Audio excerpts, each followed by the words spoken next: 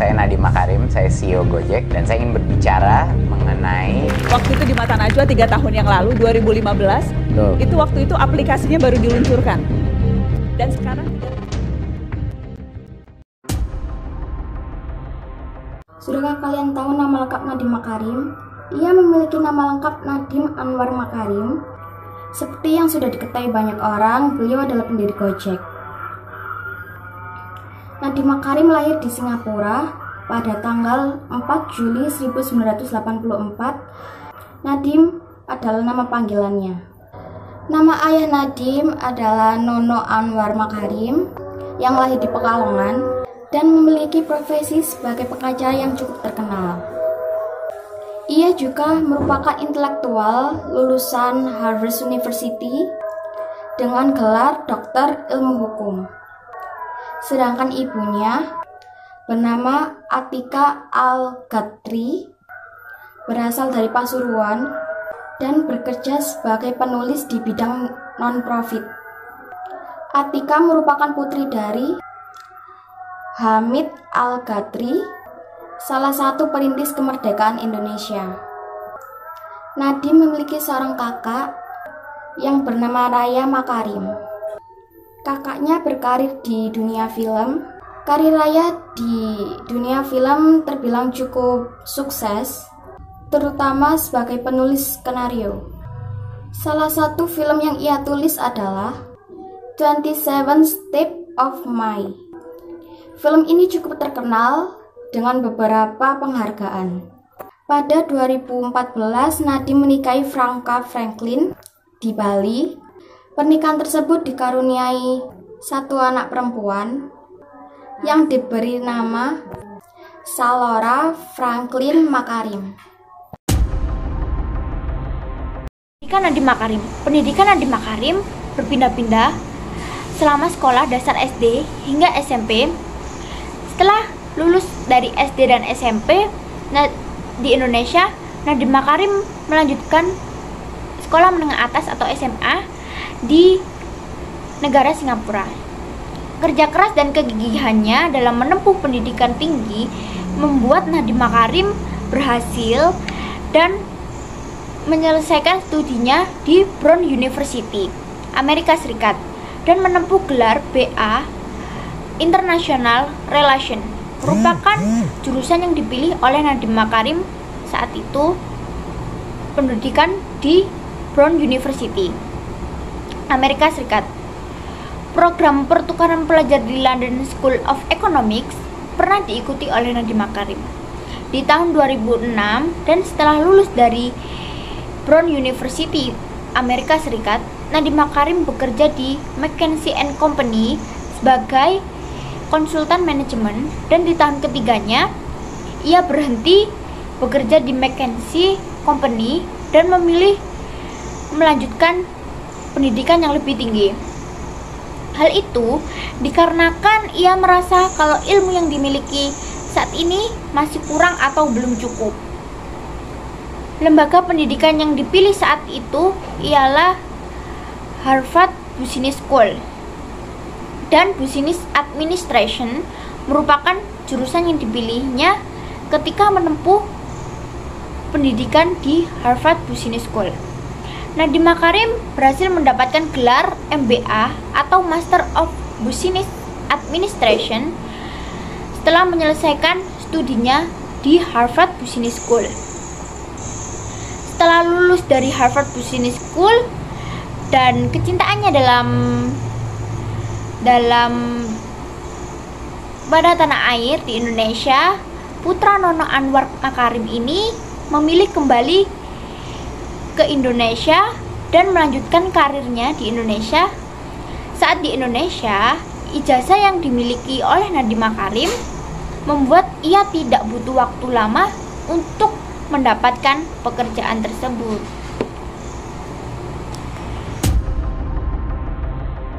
Karir Nadiem Makarim. Yang pertama, di McKinsey & Company tahun 2006 sampai 2009. Di tahun 2006, setelah lulus dari Brown University dan mendapatkan gelar MBA, Nadiem Makarim memutuskan untuk berkarir di MC Kinsey and Company. Ia menjabat sebagai konsultan manajemen. Nadiem Makarim berkarir di MC Kinsey and Company selama 3 tahun. Yang kedua yaitu Zalora Indonesia tahun 2011 sampai 2012. Setelah selesai berkarir di MC Kinsey and Company, Nadiem Makarim melanjutkan karirnya di Zalora Indonesia, lebih tepatnya pada tahun 2011. Saat di Zalora Indonesia, ia menjabat sebagai Managing Director.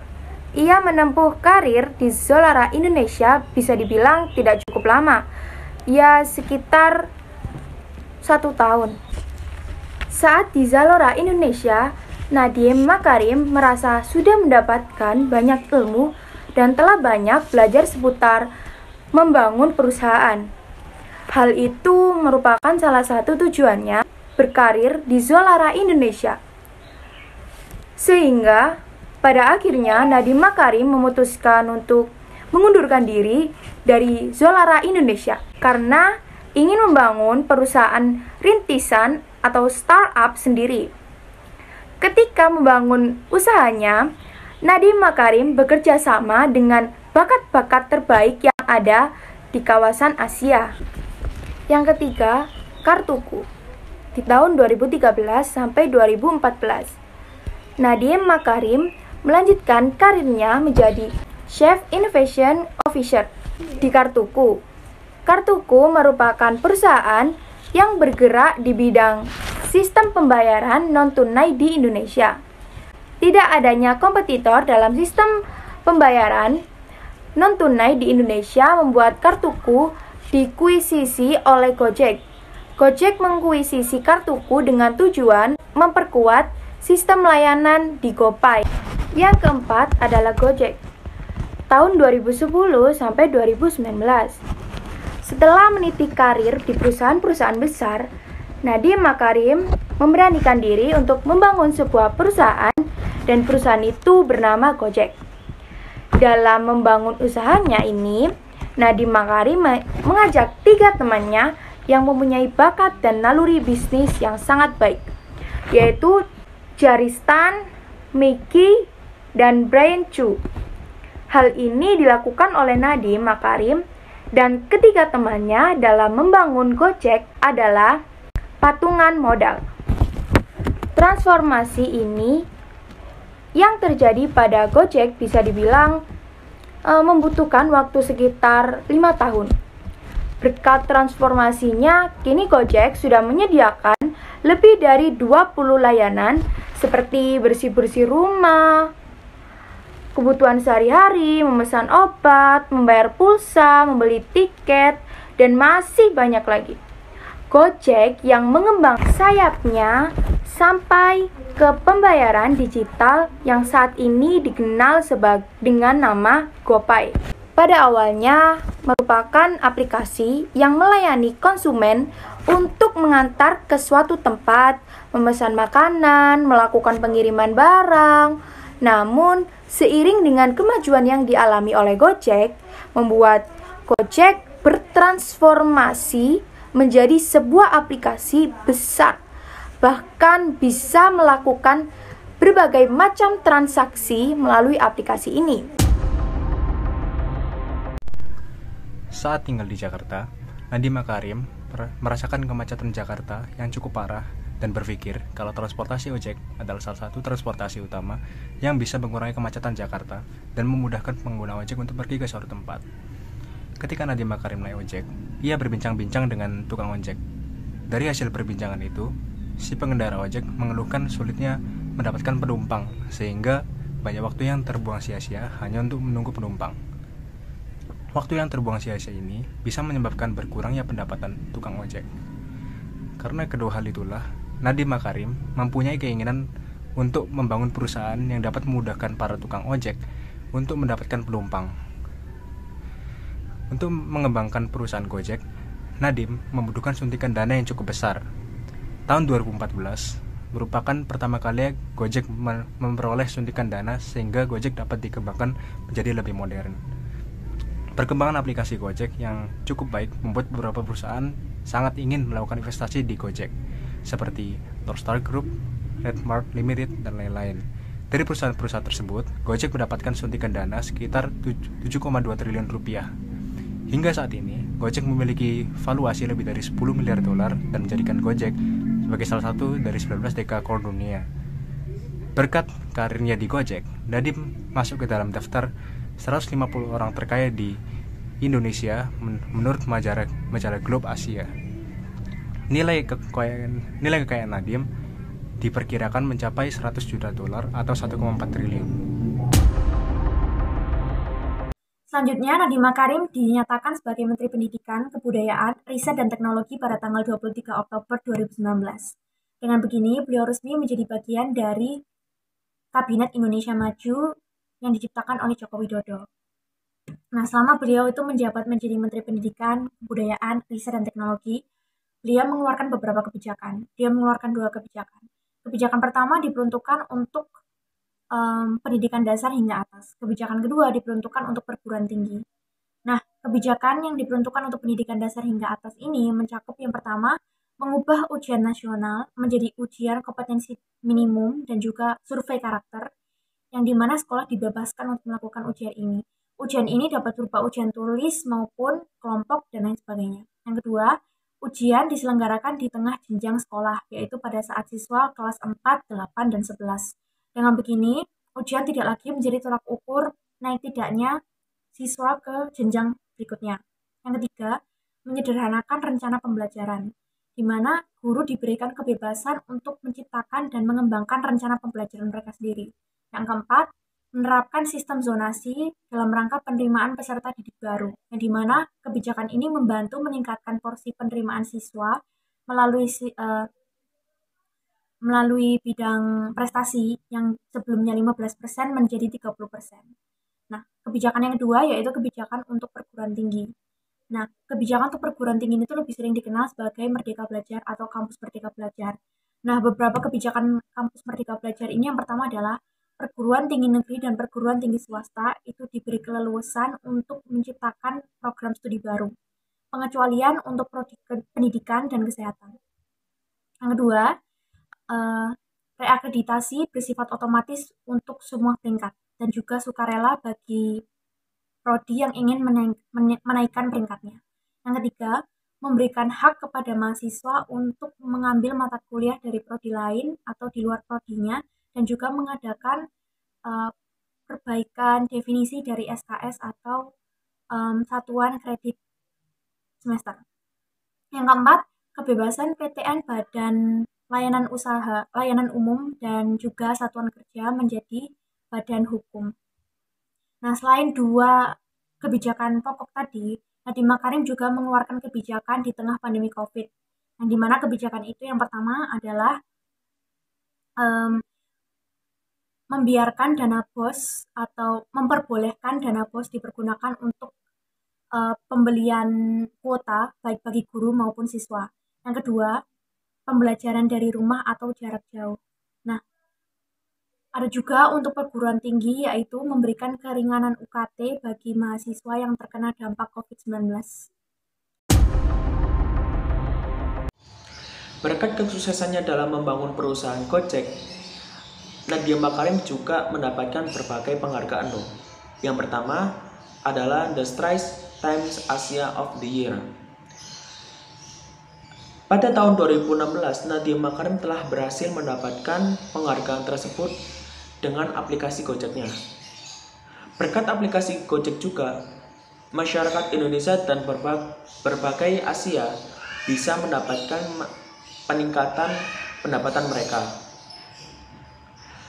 Dan juga Nadiem Makarim adalah orang pertama loh yang berhasil mendapatkan penghargaan tersebut dengan aplikasi Gojeknya yang begitu pesat dan begitu modern. Yang kedua adalah Bloomberg variasi tahun 2018. Pada tahun 2018, Nadiem Makarim berhasil masuk ke dalam daftar Bloomberg. Di dalam toko-toko Bloomberg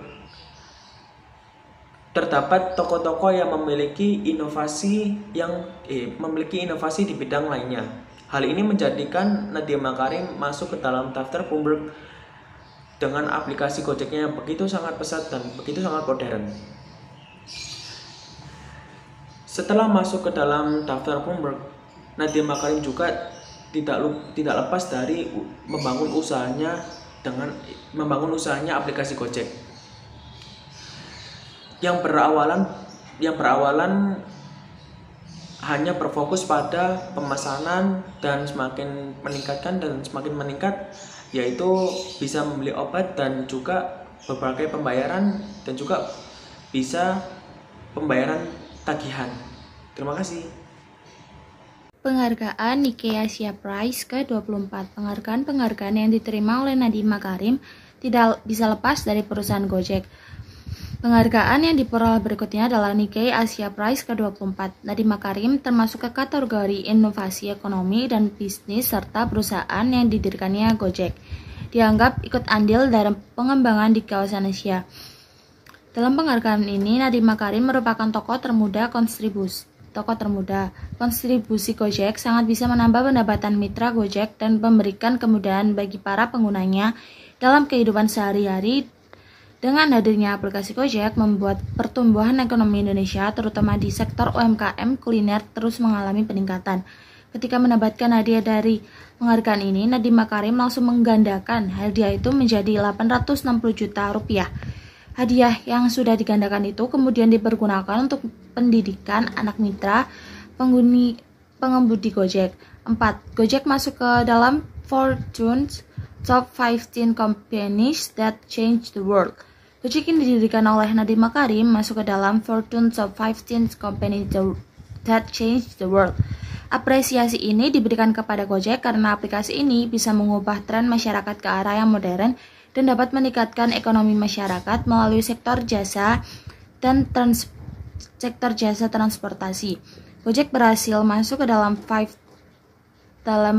Fortune Top 50 Companies That Change the World sebanyak 2 kali. Pertama, tahun 2017 dan berhasil berada di tingkat 17. 2 tahun kemudian, Gojek berada di peringkat 11 dari 50 perusahaan dari berbagai negara.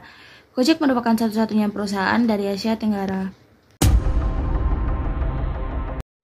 Kesimpulan pada video biografi Nadiem Makarim ini yaitu perjalanan Nadiem Makarim terus meningkat seiring berjalannya waktu.